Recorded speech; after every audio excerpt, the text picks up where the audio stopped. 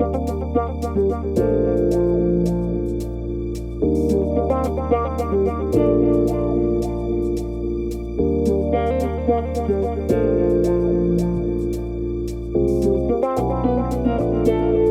mi je drago da smo danas u Kraljevu otvorili već 14. slušni centar Neurot u Srbiji.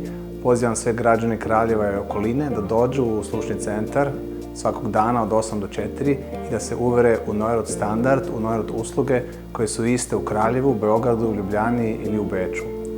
Neurot kao austrijska kompanija sa tradicijom od 115 godina lansirala je po celoj Evropi danas, ovaj mesec, kampanju Moć sluha.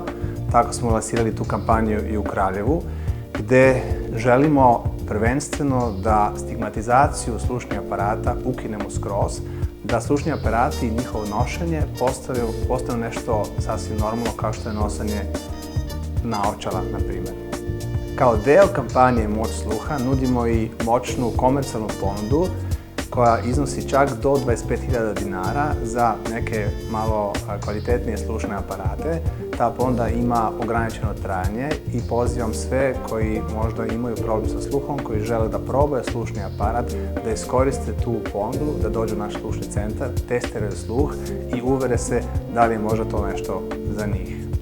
Inače, kod nas slušni aparati mogu se kupiti i uz RFZO nalog, uz PIO fond ili SOLO fond, tako da je s jedne strane država omogućava subvencioniranje kupovine, a sa druge strane Neurot nudi kupovinu čak do 48 rata, tako da vam jedan slušni aparat koji razmijemo na više rata izađe mesečno možda 500.000-1.500 dinara, što je za rešavanje sluha i za bolji život nešto što mislimo da je više nego prihvatljivo.